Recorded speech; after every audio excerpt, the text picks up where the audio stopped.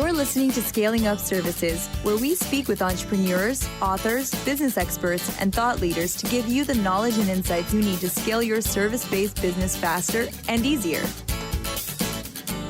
And now, here is your host, business coach Bruce Eckfeldt.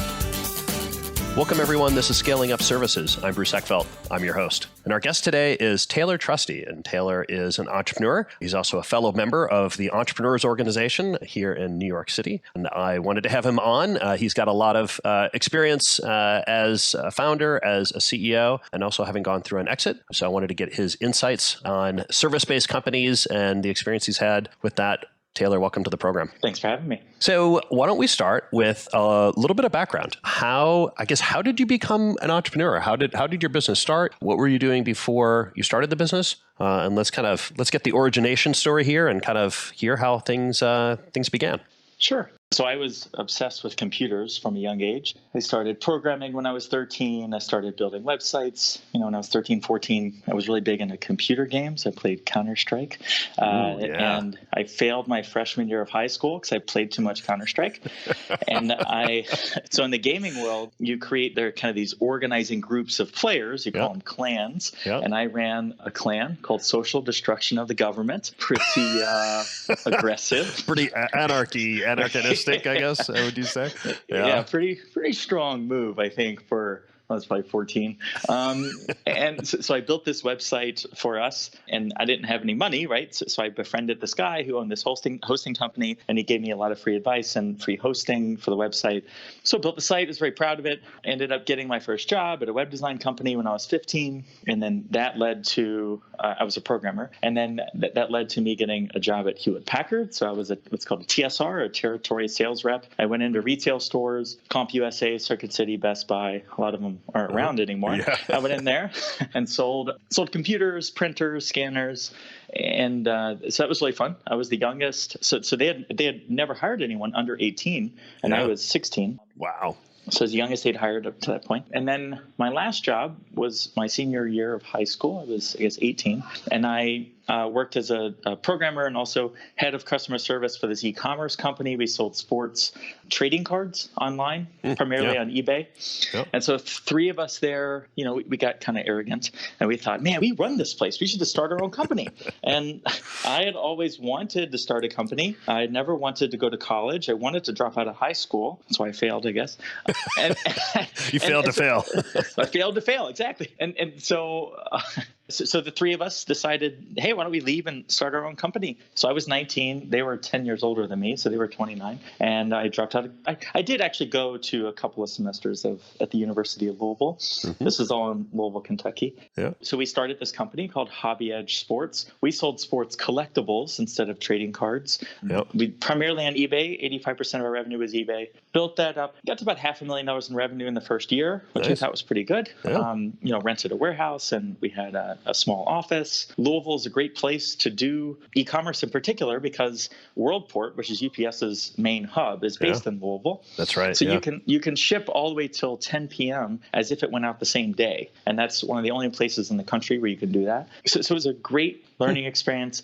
I ultimately kind of had a falling out with my partners. Yep. And so they bought me out. I left the business. And then I was back to kind of freelance programming and doing work. And then a friend of mine who I'd done some contract work for asked if I'd start this company with him over lunch. Mm-hmm. And I was like, sure. So we started what became Blackstone Media. Mm-hmm. That was in 2006. I bought him out in 2010. And so I was the only owner between 2010 and 2018 when we sold to an agency in Boston. And then during that time, I also started a software company. I funded most of it. And we raised a small round from a venture capital firm and ultimately blew through all the money and shut it down. So 3 companies, I guess, in total. Yeah. And, different setups, different outcomes, different experiences, I'm sure. So, you mentioned something in the beginning, which I just wanted to kind of highlight, just maybe almost as humor, that, entrepreneurs are I always find entrepreneurs want to find people just like them to come work for them. That they, it's like, wow, like I want to find other people like me who feel ownership in the company and stuff. And the thing I always tell them is, look, as an entrepreneur, what did you do? Like, you worked for someone and then you got tired and left and started your own company. Like the last thing you want actually is people just like you working for you. That's typically not a great strategy, because I just see like you end up getting, entrepreneurs are always, they're looking for new opportunities. They're looking to kind of create newness. They're really not, in many respects, not looking to kind of follow the leader in those cases. So yeah, you clearly are cut from the entrepreneurial cloth. So I give you a lot of credit. Yeah. So, we've spoken about some of your history before. So I had a couple of, questions or things that I think would be really helpful for our audience. One, I think it's, the fact that you've had such a run with a service-based company, I think is really interesting, because I think that, service companies are, have their own kind of models, their own kind of, challenges. And you, I think, have gone through a lot of them.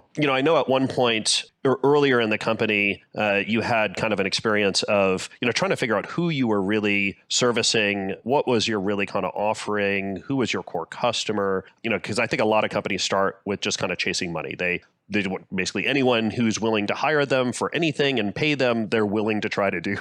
And, it's good to be scrappy, but I think at some point it leads to a lot of kind of confusion and a lot of, difficulty in terms of operations and staffing and things like that. Tell me a little bit about, how that played out for you, and what was a moment, or what was the time when that kind of changed, or where you saw kind of a different approach to that? I think that there are a couple of parts. So when I ended up buying my business partner out in 2010, the staff that we had 6 employees then, 6 or 7. And, the team needed to be changed a bit. So we turned over a lot of those employees, and we moved from kind of that approach that you're talking about. If you came to us and you said, hey, I want to pay you $1,000 a month to do SEO or search engine optimization, we'd find a way to make it work, right? And it's like, okay, yeah, I guess we could do this and this. And we were doing probably $400,000 a year in revenue then. And, it wasn't seriously profitable. We were just kind of paying our bills. And I didn't want to be as scrappy anymore. So we started building more expensive websites. The aim was to build $15,000, $20,000, $25,000 websites. And to do that, we need a different kind of client set, or a different client set, and also a different employee set. Yep. And then, so that worked well, I guess, from like 2010 through probably 2013, 14. And then I, again, started wanting more. So we grew quite a bit. So in 2014, I had 22 employees, and we were losing tons of money. so at the worst month was February of 2014, and I lost $50,000 in 1 month, and that hurts. Yeah, and I said, I don't come from a wealthy family. No, obviously, no one in my family graduated college. I didn't either. But and so you're like, oh shit, this isn't going to end well. I ended up, I had some consultants working for me. God only knows what I was doing. And so I ended up laying off a number of people. We got down to about 9 people. And I went to this conference in Orlando. It's called Digital Masterminds. I was cold called, by this other agency owner. And he's like, look, I found that there's value in being around other agency owners. And at the time, I didn't really know any. And so I went to this kind of like 30-person conference in Orlando, and I thought it was great. These people from all over the country. It was beautiful weather. It was great. And then I remember it quite clearly. There was this guy who was supposed to give this talk about culture, and his name was Jed. So he gets up, and he's this taller guy. And before I even heard him speak, I thought, I need to be friends with that guy. I need to get close to him. So he starts speaking about culture, and he's writing all these things, and he's got this soothing voice, and he's like really amazing. I hope he listens to this podcast. And so, we'll hunt him down and send him a link. Oh, no, I'll text him afterwards. So then, and I've told this story a number of times at EO events, but at the time, I was quite good at fanboying. If I wanted to be close to you or friends with you or what have you, I'd find a way. And so during this conference, I would sit next to him, but I would make it look like serendipitous. It's like, oh, hey, Jeb, nice to see you again. Smart. And, he was such a nice guy, and he was so gracious. And after his talk, I went up to him and I said, hey, you were talking about selling $100,000 websites. I had never even thought of that. Like, how do you do that? And he was just wonderful. And he showed me about this process, this discovery process. And over the course, we ended up becoming friends. He said, I don't think he expected me to take him up on it, but he said, hey, if you're serious about this, why don't you come up to Indianapolis and you can, meet with my team and you can see the way we do things. And I said, yeah, that sounds great. How about maybe next week or the week after? And so I got in my car. I drove up there. I had no apartment. I had no hotel to stay in. I just drove up there and spent the day with him. And then I think he asked at some point, he's like, so where are you staying? I was like, I don't know. I ended up staying in his house with his wife and kids. And we like a professional stalker here. Yeah. And we stayed up till the wee hours of the morning. He's playing records, and it was just wonderful. Yeah. And I loved the way that he talked about his wife and his kids and his family. And he was such a warm guy. Yeah. And I was like, oh my God, I want to be like him. Yeah. And so I took, a lot of the things he said, and then I started trying to implement them with my team. He ended up coming down to Louisville. So he spent 2 days in Louisville with my team. Oh, nice. And he told me, he's like, look, man, you need to turn over. He basically told me I need to fire everybody. Yeah.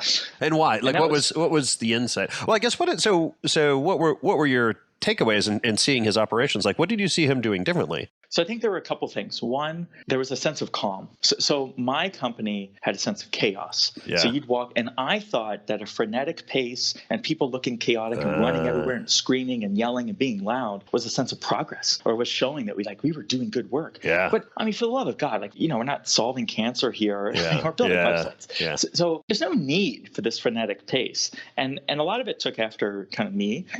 And I, to your point earlier, I kind of hired people that were like me. Yeah. And they were kind of frenetic. And so I went there and I thought it was amazing. I'd walk around and his halls were quiet.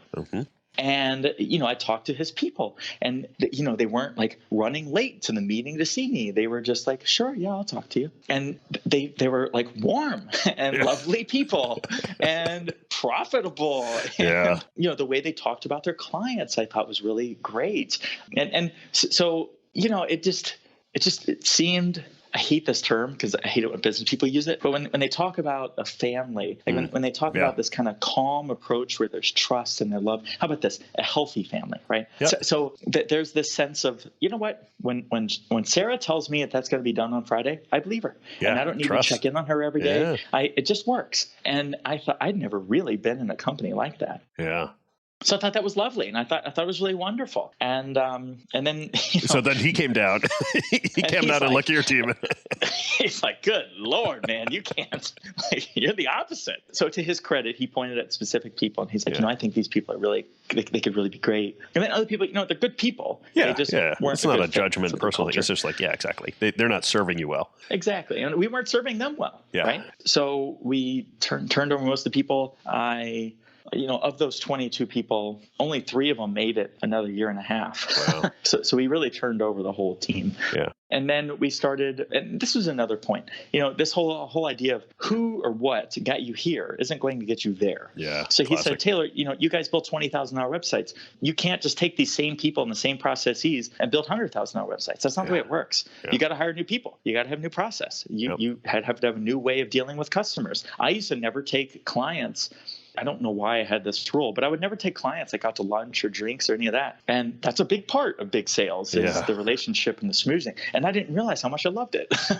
So yeah, I could go on and on. A rule that didn't serve you very well in the end. Yeah. So true. So that gave you kind of this transformation of the business and, both culturally, but also it sounds like from a process, point of view, strategic point of view, like the accounts you were going after. How did you, I guess, from a sales and marketing point of view, how did that transformation occur? How did you go from hunting and engaging with people that, previously you're looking for $20,000 websites to $100,000 websites? What was the change in your kind of sales and initial engagement process? So one of the biggest things he pointed out was that I was spending too much time in sales for too little outcome. So if you called my office and you said, hey, I saw your name online, or I met you at a networking event, or somebody told me to call you, and we need a new website, I had an office manager. She would write down, your name, all that, eventually move to more of an appointment system. And I would meet with you. I'd go out to your office. We would never meet at my office. I would go out to you. And I was doing 2 or 3 of these a week. So I was spending all my time largely outside the office, going and meeting with people. And it felt, again, the frenetic pace, it felt like a lot of progress because I was doing a lot of activity. But these people, and he pointed it out, he's like, dude, these people don't have a budget. And I was like, yeah. I ask them a budget and they won't give it to me. And he goes, yeah, so you got to stop asking people for budgets. You got to start telling them the budgets. And I was like, what the hell are you talking about? And he said, he's like, here's what you say. You get on the phone and you say, hi, my name's Taylor. He's like, you never go meet with them. You get on the phone and you do a phone screening. Yeah. And you say, hey, this is going to take 10 minutes. Hey, Sam, it's really nice to meet you. So what's your business? How'd you hear about me? Blah, blah, blah. Okay, that sounds great. So what are you looking for? Oh, we need a new website. Okay, Sam, that sounds great. Just so you know, here's the way we operate. So we do a discovery process up front. That's usually $5,000 to $10,000. And then that'll take 60 to 90 days. We interview your customers. We do this whole process. And then from there, we'll go and we'll build out the website and build out the web properties that you need. Mm-hmm. That usually takes 6 to 9 months. That costs $50,000 to $100,000. Mm-hmm. And then from there, we're going to do a digital marketing campaign. And, it goes on from there and it's $3,000 to $10,000 a month. How does that sound? And then he says, and then you just shut your mouth because they're going to just say one of two things. Either they'll say, okay, sure, that sounds great. Let's meet. Or they self-select out. And they say, oh, man, that's way more than I wanted to spend. And you say, and you wish them luck. And I said, Jeb, if I did that, we would have no leads. And he goes, that's the point. Then you need different leads. You need different leads. You're meeting with all the wrong people. You're wasting all your time. And I was like, oh, shit, okay. And so we did that. And then, I had a couple of those calls and I was really worried. And, all these people said no, of course. Yeah. And then I got a woman, actually, Christina. She said, okay. She was actually a current client that we had sold her a $20,000 website and we had lost probably $30,000 on it. Oh, God. Yeah. And so she calls me back and she's like, hey, we need a new website. Of course, I'm selling her, $50,000 things for $20,000. Of course she wants it. Yeah. And I'll take 10. I'll take 10. Exactly. So she's like, you guys did great work. It's really great. Such a bargain. Such a bargain. And so she calls me back and she's like, hey, we want this. She was a manufacturing business. She had another brand. Yeah. And I said, Christina, we can't do the old deal. We have this new process now. We're going to do discovery. You have to pay us $5,000 to do discovery. And she goes, what is that? And I said, well, we're going to do these wireframes. We're going to interview your customers. She's like, no, we don't want any of that. We just want a website. And I said, well, that's the only way we can do it. And I had somebody who was working for me at the time who told her all this. And she said, no. And then I called her and we had this whole conversation. And I was like, Christina, you just have to believe me and you have to trust me. And to her credit, she said, okay, fine, we'll do it. Yeah. And then we took that, what she thought was going to be a $20,000 website, ended up being about I think it was $83,000 or $85,000. Yeah. And at the time, that blew me away. I was like, oh my God. I had hired a new creative director at that time. A lot of things were really going well, largely thanks to Jeb. And that was kind of the beginning path to changing the way the business was. Well, and I think that's a powerful story, right? It is a powerful story in the sense that you kind of have to articulate and kind of manifest that before or define it before it's going to happen. You needed to sit down and say, okay, look, this is our goal. We need to shift the business to do these kind of projects in these kind of ways at this kind of rate. Now let's go make that happen. And I think that, without that kind of planning and strategy and foresight and setting those objectives and then implementing, you end up just getting more of what you've had before. Without kind of planning and intention, you're just going to repeat the patterns and repeat the projects that you've been in. So I think that was a big change, and I can see why it worked just in terms of how you approached it. So let's talk a little bit about then kind of the next stage of growth, because I know, at some point businesses get to kind of the size where sort of the founder, the entrepreneur, becomes kind of a bottleneck in terms of the growth of the business, particularly around kind of the leadership and the management of the business. Tell me about the process for you in terms of putting together a, leadership team, management team, bringing people into the higher level decision-making and management of the company. How did that play out for you? Well, I think that so I had a business coach. His name was Ralph plug. I had a business coach for 5 years and then I got another coach after him. And this business coach, I talked to him every Monday every Monday evening. And it was like therapy. I was also going through therapy at the time. and so I also recommend. Highly recommend. And so I had all of this like therapy and coaching and, I started to learn about all these mechanisms and things I didn't know about. And one of them was this idea of the lens through which we see the world, and that there's this lens that I'm applying to different situations subconsciously. Let me give you an example. Yeah. So because I didn't have a great experience with schooling or with higher education, I really discounted it when it came to other people. And so unless you went to like Harvard or MIT, I didn't care where you went or what you did. All I care about was experience. Huh. And it served me well in a number of ways. But a big gap that I had is that I thought that to be a good leader, and I didn't think that I was a great one either. But to be a good leader, you had to kind of go through the trenches and just do the hard work and figure it out. And now I think that, now with hindsight, I think that I would have benefited more from coaching and kind of leadership training and sales training and sales coaching of my team. So I mention that because I tried to institute a number of things that Jeb had told me and others, my business coach and whatnot. Uh-huh. But I was just one person. And so I'm trying to explain to my head of marketing how to be a good leader. And there's no way that I can explain that. She, at the time, she actually turned out quite well. Yeah. But a number of other ones, it was really unfair what I was asking them to do. I need you to figure out a sales process. Well, this guy had never done a sales process in his life. What's he going to do? Google it and figure it out? I was setting up a lot of people in the early days for failure. Yeah. And then I would blame them, or I'd be like, oh man, that was the wrong hire. And I think a lot of entrepreneurs do that. And I think really few people could have been successful in that situation, including me. Yeah. And so over time, I think I got lucky. I started working with I worked with this woman who was a director of marketing at an accounting firm, and she was at the time, she was one of my favorite clients. Mm-hmm. And she told me she was leaving the firm. And I said, so what are you going to do now? And she's like, I'm just going to do some freelance consulting. And I said, well, I'll be your first client.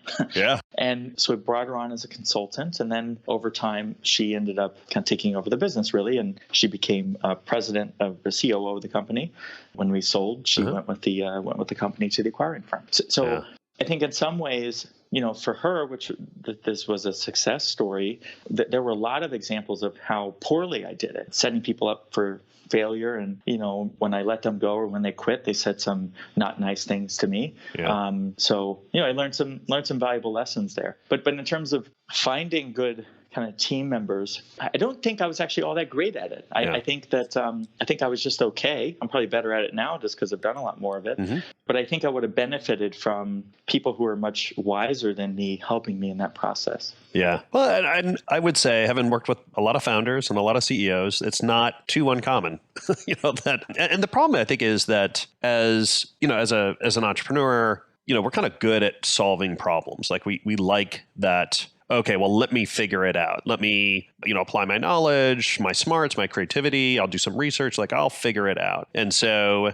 we tend to be, I think at some levels, overly self-reliant on our ability to kind of solve these things. And it's, that's good at certain levels. And it's good when, in early days when you need to be scrappy and you need to kind of get things going. But yeah, it ends up, I think, working against us later when we really need to, find people smarter than us that can come in and really add to the knowledge, add to the experience and create something that we really just can't create with our own experiences. We need to leverage those things. I'd be curious to get your thoughts on, I think there's a kind of the practical sense, but I think there's also the awareness and kind of the mindset. I think there's a shift. I think there's a shift that happened for entrepreneurs that reach that point, and they change. They kind of change their thinking around it. I mean, did you notice, was there, you mentioned this work you've done with a coach, and I think, was there a point at which you just kind of became aware of, I see I have that is something I've believed or a way that I've approached this, and I need to probably change that if I'm going to get to the next level. Did you go through that experience? Well, I think it was a slow shift. There wasn't kind of this one aha moment. Yeah. There were a series of probably 20 of those, and a lot of them involved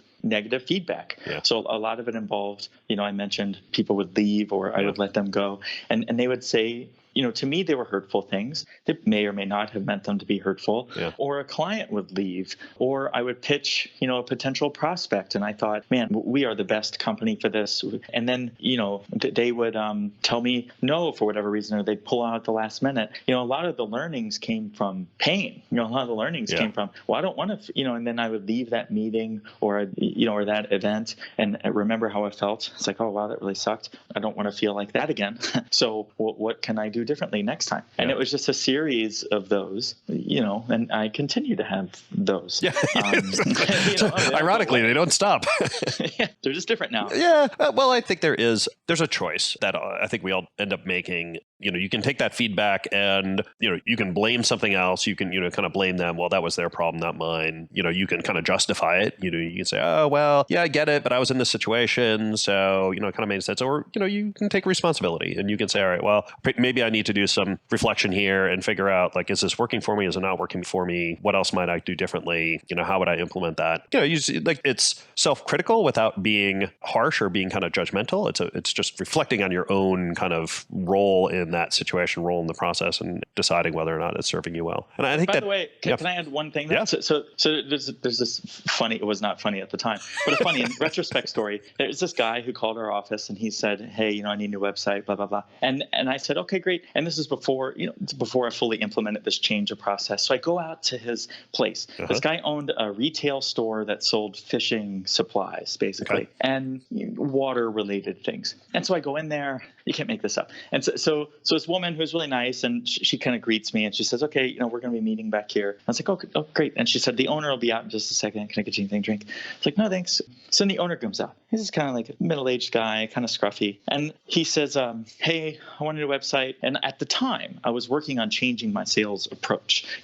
Again, bit by bit, wasn't big steps, just, okay, you know what? I'm going to try this new thing today. And so I tried, instead of asking him a budget, I'm going to state a budget. And I was like, okay, what budget do I think that would be? He wanted an e-commerce site. Mm-hmm. And I think that I decided on $50,000. And so I said, hey, Steve, this has been great from my understanding.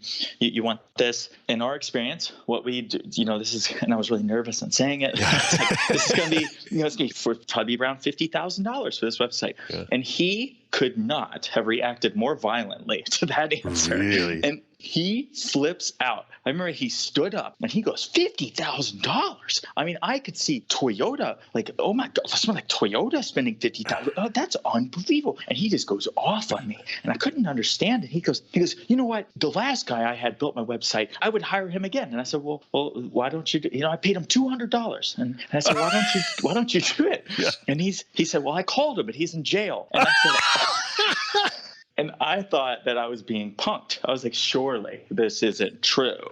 But it was. Like, this guy was just nuts. And I left there feeling so down. I was like, oh, man, that really didn't work. What did I do wrong? Now, that company went out of business within a few months. Yeah. Not surprisingly. But the reason I tell that story is because, A, it's kind of funny, but B, it's like the learnings isn't always from us, right? So the learning isn't always that I did anything wrong. The learning may have been that sometimes we're not a good fit.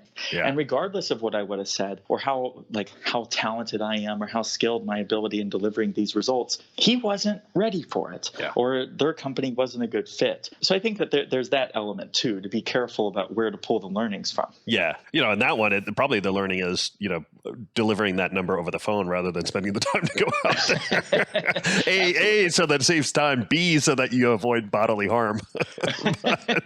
That's a good one. I like it. So I wanted to chat just a little bit because I know you did an exit. You sold your company. You had mentioned it a little bit before. And, I'd be curious on the kind of more of the emotional, personal side, because, we talk to folks about, the strategy for selling and pricing and the negotiation process and all that, but I think there's a whole kind of personal side to this in terms of, being an entrepreneur, being a founder. And I'd love to get, just a couple of thoughts or takeaways from you in terms of, the process, the personal emotional process of going through the sale. Like, any surprises, anything that you learned that worked well for you in terms of, your connection to the company, if you had a strong connection to the company, from an identity point of view or not? Was it easy for you? What was it like on a personal side? Yeah, so this is a good question. This is the question that I don't think gets asked enough when it comes to exit. So to your point, a lot of people focus on terms or they focus on, how was the deal structured? How did you do this? Or what was and kind of tactical things, but not enough people are talking about this question that you just asked around, well, how did it feel? Yeah. What was the,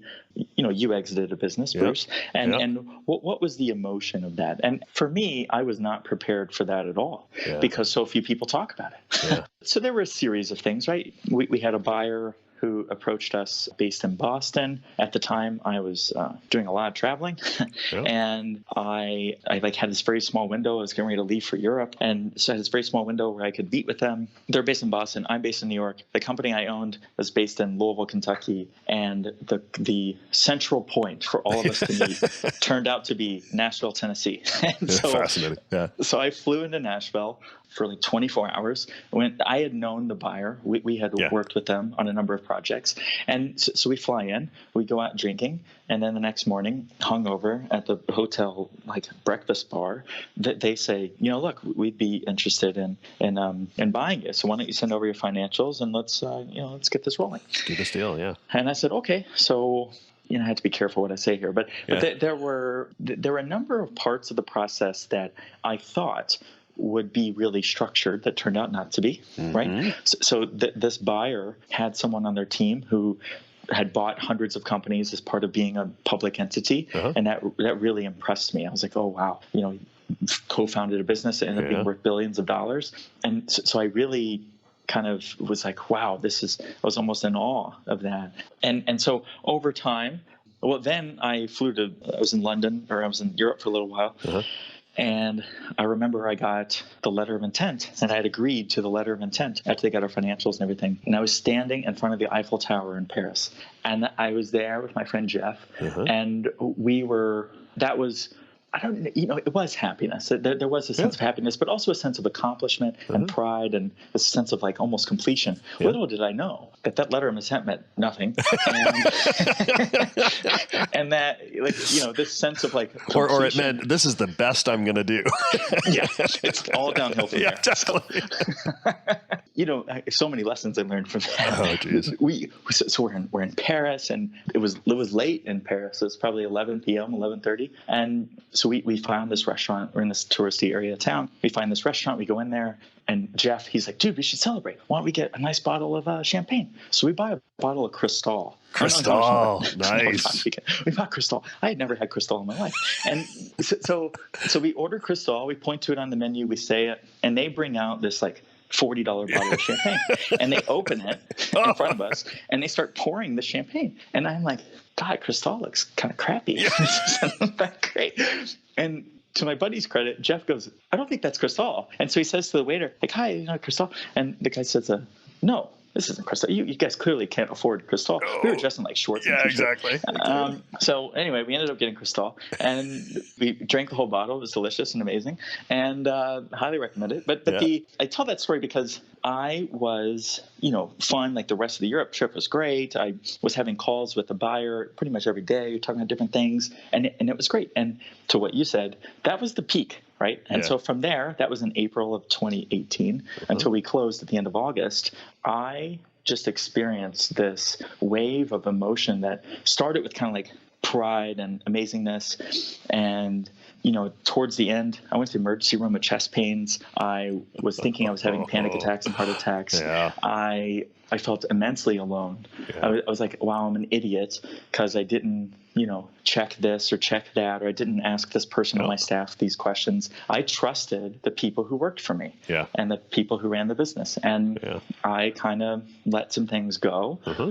And, I won't go into detail, but there were a lot of things I would do differently. And one of them is a forensic accountant. So I wish that before I entered that letter of intent, or at the very beginning, before due diligence, I'd paid a forensic accountant $5,000 or $10,000, however much it was, to come in and really audit the books. Yep. Somebody who had never heard of our business, somebody who had no vested interests, who just would come in as an outsider and say, what's going on here? Because had we done that, and had I hired a good firm to do that, I think it would have made due diligence go so much more smoothly. And a number of things kind of came up during due diligence that would have been a hell of a lot better had I been the one who could have found out about it, versus the buying firm or what have you. Yeah. Well, I mean, one of my general suggestions to folks when they start talking about an exit is a year before you're going to do an exit, you do that, essentially have a forensic accountant or go through a mock sale, and have someone that can come in and do, basically do a analysis of it and, find things. Yeah. I mean, I had similar things. It was like, we were looking at, based on the way your health insurance is structured, there's $100,000 liability on here that we need to like take off the, the offer and stuff. I mean, it was like, and I mean, some of it is just, at least I would have been, emotionally, mentally prepared for it. It wouldn't have been like the 11th hour, 24 hours before we're trying to sign something comes up and now I'm in the hot seat. Like, do I do the deal? Do I pull out and pay $100,000 penalty? Like, you're not in these kind of stress situations, but also you can do some things about those stuff. It's like, okay, well, maybe we should change that, or maybe we should restructure how we're doing those things. So this could really help valuation, so yeah. Absolutely. And I guess I'm not sure I've had too many people end up in the emergency room, but I've certainly had, founders that are, exiting that have gone through, significant emotional stress. And the other one is, family stress. I mean, it certainly happened to me when, you're dealing with family and kids and spouses and stuff like that. And, trying to figure out, try to explain some things to them and like, what's the deal going to look like? When is it going to happen? Is it going to happen? All that can just add to the process and add to the drama. So, well, and good intentioned friends and family are, if they know about the deal, every time they see you, they're asking. Yeah. Like, exactly. How's it going? How's it exactly. going? And the thing is that I thought about that deal and worked on that deal 12 hours a day. And so the last thing I wanted to do when I go to dinner at night was to talk about that damn deal. Can we not talk about it? Yeah, can we not talk about it? Yeah. And everybody, no one's doing it maliciously. No, yeah, they're curious and they're supportive, right? Yeah. And they're trying to be supportive. Yeah, I remember the kind of chest pain story.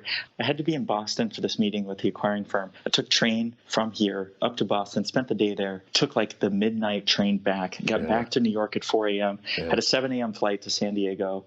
Like, it was a disaster. Yeah. And then, I landed in San Diego. My brother got his MBA and he was graduating. And so I'm there for like 3 or 4 days. And the whole time, like, my chest is hurting and I couldn't tell anybody. Yeah. And then I was like, I was trying to find a way, maybe I could get to urgent care or something in San Diego, but I didn't want to worry about family. So then I'm going to Uber myself to the ER. I love it. Yeah. So then I get back, I get on the plane, fly back to New York, booked with ZocDoc on the plane, an appointment as soon as I landed so that I could go and it ended up being fine, thankfully. Yeah. But, something that really helps a lot was talking to people who had sold. Yeah. And there's an EO member very involved in the Entrepreneurs Organization, as you are as well. Yeah. And there's an EO member who I met, I won't name him, but he sold 3 companies and done quite well. Uh-huh. And I met him at this board, I met him at an event. Mm-hmm. And I came up to him and I was like, hey, I'm going through a sale. I don't feel well. Could you do coffee with me? Yeah. And he said, sure, I'd love to. And so we went to coffee and we spent 3 hours at this coffee. Yeah. And he told me at the end of the coffee, he goes, Taylor, listen to me. Everything you're doing is all normal. This is like the way you're feeling. This is normal. The emotions that you're feeling, it's normal. He goes, Taylor, I've had chest pains. A lot of my friends who sold their companies, they had chest pains. He's like, it's not glamorous, but it's normal. It's fine. Yeah. He goes, just take deep breaths. Yeah. It's okay. Like, you're going to make it. He goes, even if this deal falls apart, you're still a good person. And it doesn't mean, that you're a shitty person or a bad businessman or any of this. Yeah. Like, you're still a good person. It's okay. Yeah. And that was just so helpful. Yeah. And he's like, and plus, you're really young. He's like, you're going to have more of these. You're going to have so many And the good news is you're going to do this again. Yeah, exactly. He's like, you think this is bad? Just wait. Wait till it's $100 million deal. Exactly. You're really going to be in pain in that one. Oh. So I think that bonding that comes from others who have been through it can be so helpful if just to say, hey, you're doing great. This is normal. All these things and feelings, this is all normal. It's okay, Well, and I think, fortunately for both of us, we ended up pulling it off, getting the deals done. Exactly. A lot of people end up going through this, and then the deal falls apart, and now they're back in their business. And oftentimes the impact is taking your eyes off the business and trying to get the deal done. You end up with no deal, and then a business who's not doing so well because you haven't really been paying attention to it for 6 months. So there are other outcomes that are actually more challenging. Or lead to then, more challenging endpoints. So, totally agree. Maybe silver lining, but this has been great. We're going to hit time. If people want to, learn more about you, your experience, have questions, what's the best way to get more information? So you can go to my website. You can go to taylortrusty.com, TRUSTY.com. And on there you can find contact information for me, I'm fairly active on Twitter. I just post articles that I think I read a lot now, have a lot of time. Yeah. So I just post articles about tech and business, and email addresses on there, and feel free to reach out. Perfect. I'll make sure the URL is on the show notes. Taylor, thank you so much for taking the time. Thank you so much for the conversation. I really appreciate you sharing the details and the personal aspect of these stories with us. It's been insightful, and it's been a pleasure. Yeah, pleasure's all mine. Thank you, Bruce. You've been listening to Scaling Up Services with business coach Bruce Eckfeldt. To find a full list of podcast episodes, download the tools and worksheets, and access other great content, visit the website at scalingupservices.com. And don't forget to sign up for the free newsletter at scalingupservices.com/newsletter.